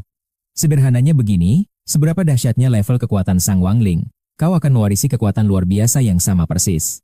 Mendengar itu, mataku terbelalak lebar seakan mau copot. Apa benar kekuatannya segila itu? Namun tunggu dulu, syarat mutlaknya adalah Sang Wangling harus benar-benar putus asa dan membutuhkan uluran tanganmu. Hanya setelah proses kebangkitannya sempurna, dia baru bisa mewariskan kekuatan murninya ke dalam nadimu. Shen Yu tiba-tiba menghentikan ucapannya sejenak, lalu berbisik penuh makna, "Di dunia ini ada karma, ada konsekuensi. Kau paham maksudku, kan?" Tanpa ragu, aku langsung mengangguk dengan antusiasme yang membara. Namun di tengah perbincangan kami, sosok Yunfei yang berdiri di samping, menatap tajam ke arahmu, dengan sorot mata yang memendam luka mendalam.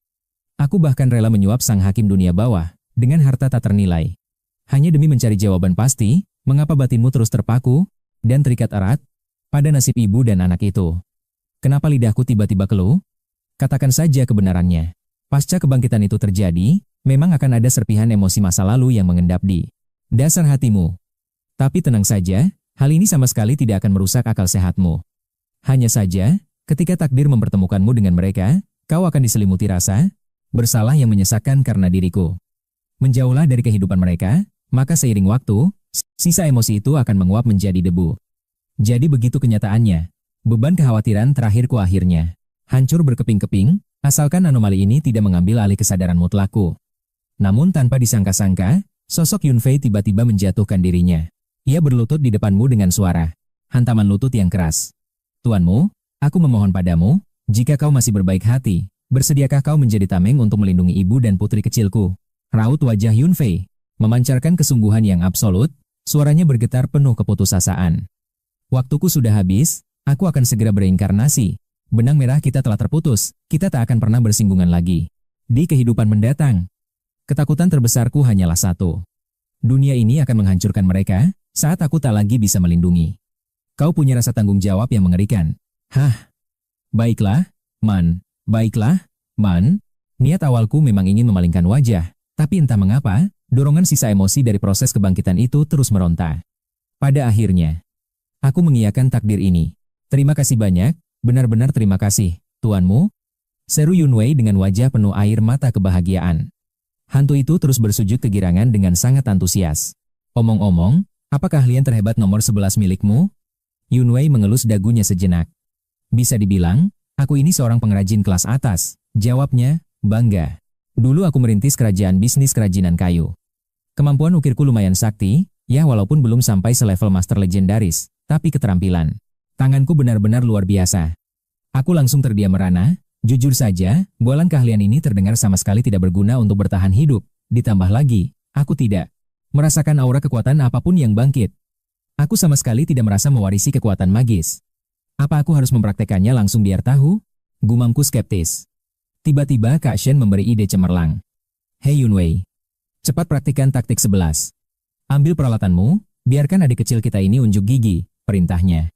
Benar juga. Wus. Yunwei langsung melesat pergi secepat kilat. Entah sihir dari mana, hanya dalam sekejap mata dia kembali membawa setumpuk pisau ukir dan balok kayu ajaib.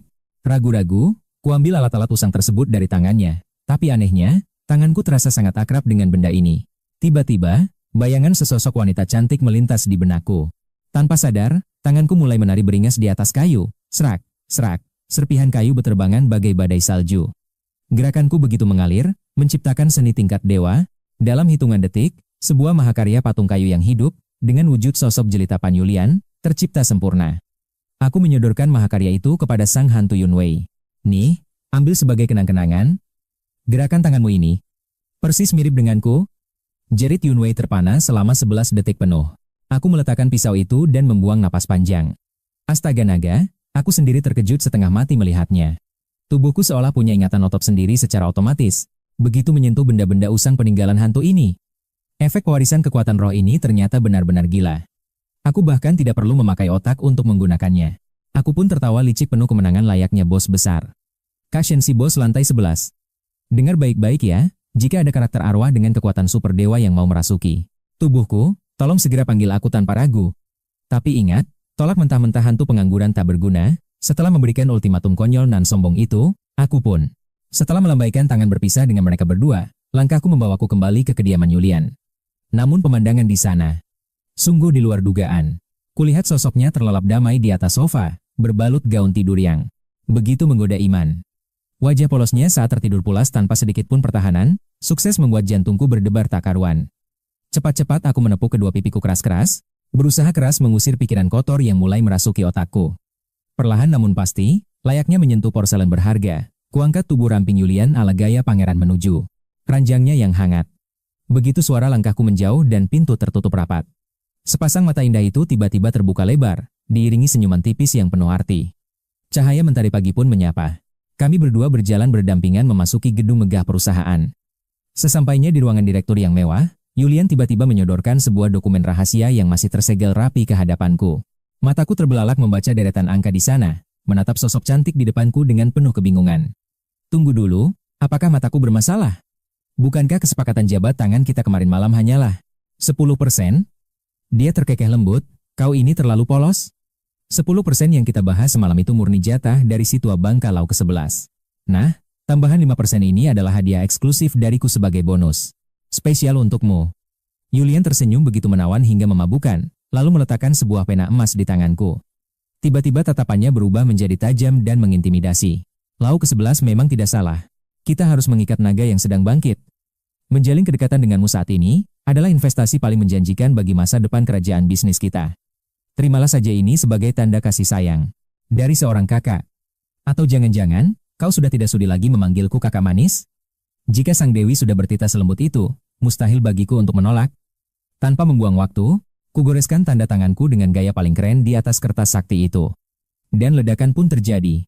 Hanya dalam hitungan detik, nilai kekayaanku meroket tajam menembus angka puluhan juta. Namun, di tengah euforia menjadi orang kaya baru itu, ponselku bergetar hebat menerima rentetan pesan mengerikan. Pesta mulai jam 6:30 malam. Jangan berani-berani terlambat. Disertai dengan sebuah lampiran. Titik lokasi yang berkedip. Muge, kau sembunyi di lubang mana? Muge, kau berani-beraninya mempermainkan kesabaranku ya? Sungguh bernyali kau menipuku, kupastikan tamat riwayatmu. Jantungku seakan copot. Gawat tingkat dewa. Aku benar-benar melupakan janji dengan gadis macan itu, aku segera membalas dengan kecepatan cahaya. Ampun Nyonya, ampun. Sore ini aku disandera pekerjaan mendadak, jadi aku sama sekali tidak menyentuh ponsel. Tenang saja, aku akan meluncur. Seperti roket sekarang juga. Mataku melirik jam dinding yang menunjuk angka 7 tepat. Matilah aku, mana mungkin terkejar? Maafkan aku, Kak Yulian yang cantik. Aku ada krisis nyawa yang harus segera kuurus. Urusan lainnya kita bahas nanti. Biar aku yang traktir, ujarku mantap. Tanpa membuang waktu, aku langsung memacu mobil. That Sport Yulian kesayanganku membelah jalanan malam. Setibanya di lokasi tujuan, ternyata pesta perayaan ulang tahun mewah itu sudah memasuki puncak acaranya. Namun, hal itu sama sekali tidak menahanku. Dengan satu dorongan penuh tenaga, pintu baja raksasa itu kubanting terbuka. Sontak, aula megah yang tadinya riuh langsung mati kutu seketika. Keheningan mencekam menyelimuti ruangan. Suara decit engsel pintu yang bergema terasa begitu menusuk telinga. Ratusan pasang mata dari kaum elit serentak menoleh ke arahku. Wajah mereka memucat karena syok saat menyadari sosok yang berani mengacaukan acara eksklusif ini ternyata hanyalah seorang pemuda berseragam kurir pengantar makanan. Tunggu dulu, apakah ada tamu di sini yang iseng memesan makanan dari luar? Ma, pekik Emalau memecah kesunyian yang canggung. Di sudut ruangan, raut wajah Sanki langsung menggelap. Urat kemarahannya menonjol. Demi perayaan ulang tahun termegah hari ini, sang tuan rumah arogan itu bahkan rela merogoh kocek fantastis demi mendatangkan koki tingkat nasional. Bukan sekadar hidangan biasa, seluruh menu perjamuan malam ini telah melalui kurasi ketat dan seleksi rasa yang tanpa kompromi. Setelah melalui perdebatan panjang dan penyempurnaan tiada henti, barulah daftar mahakarya kuliner itu disajikan. Seandainya pun ada tamu yang merasa lidahnya tidak cocok dengan kemewahan kelas atas ini, kelancangan memesan makanan jalanan di acara sekelas ini adalah sebuah penghinaan mutlak. Tindakan ini benar-benar mempermalukan dan menampar wajah grup San tepat di depan publik. Sungguh, provokasi yang tidak bisa dimaafkan. Sanki mati-matian menelan. Sumpah serapahnya yang hampir meledak. Tatapan mematikannya menyapu seluruh penjuru aula. Ia mengincar siapapun, bajingan yang berani memicu lelucon konyol ini. Tamu-tamu sekalian yang terhormat, dapur eksklusif kami masih menyimpan segudang bahan kualitas premium. Jika ada dari kalian yang mendambakan cita rasa lain, mohon katakan saja secara langsung. Saya sendiri yang akan memastikan, tim koki menyajikannya seketika, tanpa perlu menunggu lama. Suara beratnya menggema, ia sengaja menaikkan intonasi bicaranya, memberikan penekanan dingin yang mengancam. Perlu diingat, mahakarya koki nasional kita sama sekali tidak selevel dengan sampah bungkusan jalanan yang dibawa kurir murahan ini. Di sisi lain, aku justru menyandarkan punggungku dengan santai di bingkai pintu yang terbuka lebar. Nafasku masih sedikit memburu. Baguslah, setidaknya aku berhasil tiba. Tepat di puncak drama murahan ini, hawa permusuhan dari segala penjuru terasa bagai ratusan belati yang mencoba menguliti setiap gerak-gerikku. Namun secara naluriah, postur tubuhku berubah. Tulang punggungku tegak sempurna bak pedang. Meski saat ini aku berdiri sendirian di tengah kandang singa. Aku tidak akan pernah membiarkan dominasi auraku tertunduk walau 1 inci. Evolusi gila yang kualami selama 2 hari terakhir telah menempa jiwaku menjadi sesuatu yang lain. Selku, darahku, hingga auraku. Semuanya telah terlahir kembali menjadi sosok penguasa. Menghadapi gertakan rendahan semacam ini, ini bahkan tidak menggelitiku sama sekali. Sebuah seringai dingin penuh percaya diri perlahan terukir di sudut bibirku. Dengan aura percaya diri, namun tetap menjaga tata krama. Dia sama sekali tidak peduli dengan tatapan merendahkan di sekelilingnya. Niat awalnya sih menjadi pacar sewaan untuk pesta mewah ini, tapi karakter utama kita bahkan tidak sempat mengganti seragam kerjanya. Penampilannya barusan ibarat bom nuklir yang meledak di tengah pesta, seluruh aula utama langsung gempar. Dari mana asalnya bocah tengik, yang tidak tahu diuntung ini? Para tamu elit mulai berteriak, cepat seret gembel ini keluar. Apa kalian pikir perayaan ulang tahun Tuan Besar mah bisa dihadiri oleh orang jalanan sembarangan? Ngaca dulu sana. Memangnya kau pikir kau pantas duduk satu meja dengan kami para bangsawan tingkat atas? Semua yang hadir di sini adalah tokoh elit berkuasa. Suasana pun menjadi kacau balau. Namun, di sudut ruangan, seorang gadis terus menatap wajah si tukang antar makanan dengan saksama. Wajah itu terasa sangat tidak asing. Tunggu dulu, bukankah dia preman mengerikan yang membuatnya ketakutan setengah mati kemarin? Apa yang sebenarnya terjadi di sini? Gadis itu buru-buru menarik lengan gaun Shen Nian dengan tatapan penuh tanda tanya. Sementara itu, Shen Nian sendiri sudah membeku bagai patung. Begitu melihat kedatangan Muge, rasanya dia ingin menghilang saja di telan bumi. Ini benar-benar bencana rasa malu tingkat dewa. Aku tahu kau kurir makanan, tapi setidaknya pakailah jas rapi. Menghadapi tatapan curiga dan kebingungan dari sahabatnya, wajah Shen Nian memerah padam. Saking canggungnya, rasanya dia ingin menggali inti bumi dengan jari kakinya. Setelah berperang dengan batinnya selama beberapa saat, Shen Nian akhirnya menghela napas pasrah. Nasi sudah menjadi bubur, dia harus bertanggung jawab atas kekacauan ini. Kakek Ma, perkenalkan, pria ini adalah kekasih yang sering aku ceritakan. Bagaikan disambar petir di siang bolong, Sanki langsung terhuyung kaget hingga menjatuhkan nampan anggur merah dari tangan pelayan, rahangnya seakan jatuh ke lantai. Bocah gembel ini yang jadi saingan cintaku? Lelucon macam apa ini? Padahal harga seluruh pakaian lusuhnya itu bahkan tidak lebih mahal dari harga celana dalamku. Gerutunya dalam hati. Seluruh tamu bangsawan seketika ternganga, mata mereka hampir melotot keluar. Namun, aura dominan Tuan Besar Ma yang masih terdiam membuat tak ada satupun yang berani membuka mulut. Mereka hanya berani melirik sinis ke arah Muge dari kejauhan. Sekilas, aura kemiskinan pria itu memang sangat menyilaukan mata, dan saat diperhatikan lebih saksama. Astaga naga, rasanya sakit mata. Mending tidak usah dilihat sama sekali. Bagaimana mungkin pria kasta bawah seperti ini pantas bersanding dengan cucu emas kesayangan keluarga Ma? Ketegangan di ruangan itu pun memuncak tajam. Namun di luar dugaan, badai di hati Shen Nian justru mereda. Persetan soal kasta atau harta kekayaan duniawi, yang terpenting sekarang adalah menghancurkan niat busuk Sanki, yang terus mengincarnya layaknya lintah darat. Tanpa ragu sedikit pun, wanita anggun itu melangkah maju, meraih dan menggandeng erat lenganku. Kakek, perkenalkan, pria ini adalah kekasihku, serunya mantap. Tuan Besar bergumam pelan. Dengan kedudukan dan auranya yang mendominasi, lelaki tua itu sebenarnya sudah lama menutup mata dari urusan duniawi dan drama picisan semacam ini. Hanya saja, pemuda berpenampilan gembel yang berdiri di depannya, sama sekali tidak memancarkan aura istimewa seorang naga. Sang kakek pun berencana menyidang cucu perempuannya nanti, menunggu momen yang tepat untuk bicara empat mata. Sementara itu, kemewahan pesta terus berlanjut. Suara dentingan gelas kristal memecah suasana meriah, namun para elit sosial di sana dengan kompak sengaja menganggapku layaknya udara kosong, daging sapi premium, abalon langka, hingga kepiting raja. Semuanya hidangan dewa. Perutku sudah meronta-ronta sedari tadi, batinku girang. Lagi pula, sebagai tumbal pacar pura-pura malam ini, setidaknya aku harus menikmati bayaran lezat ini, bukan? Krak! Tangan kananku dengan beringas menghancurkan capit raksasa, sementara tangan kiriku menyambar rakus sup sirip hiu. Mulutku tanpa henti mengunyah kaviar bernilai fantastis, melahap semuanya dengan kenikmatan tingkat dewa. Para tuan muda sombong yang kebetulan satu meja denganku langsung memundurkan kursi mereka dengan wajah jijik. Awalnya mereka curiga aku adalah master yang menyamar, tapi melihat kerakusanku, mereka yakin aku cuma orang udik. Sialan, tahukah kau kalau satu capit kepiting itu cukup untuk membayar gaji buruhmu selama sebulan? Cibir mereka. Tapi cibiran para cecungok rendahan itu tentu saja kuabaikan sepenuhnya. Tepat pada saat itulah, Sanki melangkah angkuh menghampiriku sambil mengayunkan gelas anggur merahnya dengan tatapan merendahkan. Sampah sepertimu tidak pantas bersanding dengan Shen Nian. Aku sarankan kau tahu diri dan segera menyingkir. Tentu saja, aku bukan orang pelit. Ambil 100.000 ini, terlalu sedikit, balasku sambil menghela napas bosan. Mendengarnya, urat kemarahan langsung menonjol di dahi Sanki. Diberi muka malah melunjak, dasar miskin tidak tahu malu. 400.000, uang itu cukup untuk mengganti gajimu. Mengantar makanan seumur hidup, dan kau masih belum puas? Mendengar hinaan rendahan itu, aura di sekitarku seketika mendingin. Tiba-tiba saja, tawa nyaring meledak memecah keheningan. Cairan misterius berbau busuk, langsung menyembur deras ke wajah Sanki, menjijikkan.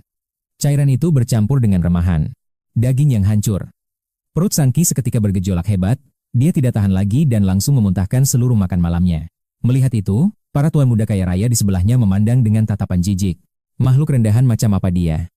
Uang 400.000 masih dianggap kurang. Mereka sangat memahami jalan pikiran San Qi. Bukannya tuan muda itu tidak mampu mengeluarkan uang lebih, tapi kurir pengantar makanan rendahan di hadapan mereka ini sama sekali tidak pantas mendapatkan sepeser pun, jika bukan karena harus menjaga martabat keluarga agung mereka. Mereka pasti sudah menyuruh petugas keamanan untuk menyeretnya keluar. Sementara itu, aku hanya terus menunduk dan menikmati makananku dalam diam. Bekerja melayani orang yang masih hidup? Cih, mana ada untungnya dibandingkan mengantarkan pesanan untuk jiwa-jiwa yang sudah mati. Tak lama kemudian, atmosfer perjamuan berubah dan memasuki tahap yang paling dinantikan. Mengikuti tradisi kuno, tibalah saatnya untuk mengumumkan daftar hadiah. Momen ini bukan hanya ajang pamer status keluarga bangsawan Yanggu. Sangat mulia, tapi juga menjadi panggung pertunjukan kekuatan absolut dari para tamu undangan. Ketika sang kepala pelayan tua melangkah maju dan mengeluarkan buku merahnya, seluruh aula mendadak hening. Semua mata menatap tajam ke arah meja utama dengan penuh antisipasi. Terdengar pengumuman, keluarga Dong mempersembahkan satu kati teh Longjing legendaris. Dari Danau Barat, diikuti oleh keluarga Wang yang menyerahkan sebatang ginseng darah berusia 1000 tahun, lalu, grup San memberikan kejutan dengan lukisan asli mahakarya Master Yan Bo Tiger yang berjudul Pohon Musim Semi dan Embun Musim Gugur. Saat Tuan Besar Malau mendengar nama lukisan itu, matanya membelalak. Terkejut. Sedetik kemudian, dia langsung bangkit berdiri dengan tubuh gemetar penuh semangat. Cepat, bawa lukisan itu kemari biar aku melihatnya langsung. Tuan Malau segera mengenakan sarung tangan khususnya, dan dengan perlahan menyingkap kain sutra tipis yang melindungi mahakarya tersebut. Seketika, raut, wajah Tuan Malau berubah menjadi sangat serius. Jari-jarinya yang keriput mulai menelusuri setiap inci kanvas lukisan itu, meresapi satu persatu guratan tintanya. Di tengah rasa penasaran dan riuhnya pertanyaan semua tamu undangan, San Qi melangkah maju dengan penuh senyum arogan. Tuan Malau, San Qi Malau, anyar benua-rabuduannya pika, anyar benua-rabuduan aman, coba Anda perhatikan bagian ini. Ada cap stempel pribadi Master Yan Bo Tiger. Mendengar itu, Tuan Malau menundukkan pandangannya. Dan benar saja, tampak sebuah segel kecil tersembunyi di sudut lukisan. Namun jika matamu tidak setajam elang, detail dewa ini pasti terlewatkan. Tiba-tiba, tawa menggelegar memecah keheningan ruangan. Wah, ini mahakarya legendaris Sang Maestro Yan Biger. Tuan Muda San Qi, dedikasimu benar-benar di luar nalar. Sang tetua tersenyum lebar hingga matanya menyipit. Karya agung Pohon Musim Semi dan Embun Musim Gugur ini. Astaga, ini kan harta warisan keluarga. San Qi membungkuk dengan gaya sok elegan. Saya tahu Tuan Besar sangat memuja kuasa sakti Sang Maestro. Karena itulah pusaka ini saya persembahkan, murni demi melihat senyum bahagia Anda hari ini. Setelah menjilat dengan sempurna, tatapan angkuh San Qi menyapu seluruh ruangan Bak Kaisar. Aura kesombongannya memancar. Tapi, radar matanya tiba-tiba terkunci pada satu target yang tampak salah tempat. Hei Nian, sayang, keajaiban apa yang dibawa pangeran miskinmu ini? Ups, bahu Nian seketika menegang kaget. Ekspresinya panik, dia di sini hanya sebagai tamengku. Kado dariku sudah mewakili kami berdua. Nian menggigit bibir bawahnya, menahan rasa canggung yang menggerogoti ulu hatinya. Aduh, bagaimana aku bisa seceroboh ini? Batinnya menangis karena melupakan persiapan krusial ini. Sementara itu, sang karakter utama kita yang tadinya asyik menjadi penonton, alisnya menukik tajam, aura jengkel mulai menguar dari tubuhnya. Sialan, padahal aku kesini murni demi makanan gratis, kenapa plot twist ini malah menyeretku? Nian langsung mencengkeram ujung bajunya dengan panik, mengirimkan sinyal bahaya. Tolong, tahan emosimu, jangan buat keributan di sini, bisiknya memohon. Aku mendecih pelan, meredam aura membunuhku. Mengingat banyaknya mata NPC yang menonton, aku putuskan untuk sedikit menyelamatkan wajah Nian malam ini. Maaf saja, tadi perjalananku sangat epik dan mendesak, boro-boro mau ganti jubah kebesaran. Kadonya tertinggal di markas. Tenang saja, lain waktu aku pasti sowan langsung ke kediaman guru besar Ma membawa upeti yang layak. Mendengar alasan receh itu, San Qi tertawa mengejek seperti antagonis kelas teri. Mau kabur begitu saja? Wah, keenakan sekali nasibmu, kawan. Coba buka matamu, lihat di sekelilingmu, adakah elit di ruangan ini yang datang dengan tangan kosong seperti pengemis pengangguran? Memangnya proyek triliunan apa yang sedang diurus oleh kurir makanan rendahan sepertimu? Hah? Jangan-jangan, di matamu perayaan suci Tuan Ma ini cuma lelucon murahan? Atau jangan-jangan, kau sebenarnya bawa bungkusan sampah, tapi nyalimu ciut untuk memamerkannya di depan kami semua? Bingo. Provokasi telah diluncurkan. Dengan lambaian tangan yang sangat dramatis, San Qi memanggil kroco-kroconya. Kawanan tuan muda arogan langsung mengepung dengan seringai licik. Mari kita periksa isi kantong gembel ini, apakah dia benar-benar. Tatapanku seketika membeku bagai es. Apa yang sebenarnya kalian rencanakan? Sanki tersenyum meremehkan, yakin aku tak akan berani membalas di tempat ini, lalu dia mulai memprovokasi. Lepaskan tangan kotormu, biar aku sendiri yang mengurusnya. Kapan terakhir kali aku direndahkan seperti ini? Bocah-bocah ingusan ini benar-benar mencari mati, beraninya mereka memancing amarah naga yang sedang tidur. Camkan ini, aku akan membuat keluarga kalian membayar mahal atas penghinaan yang kalian lakukan.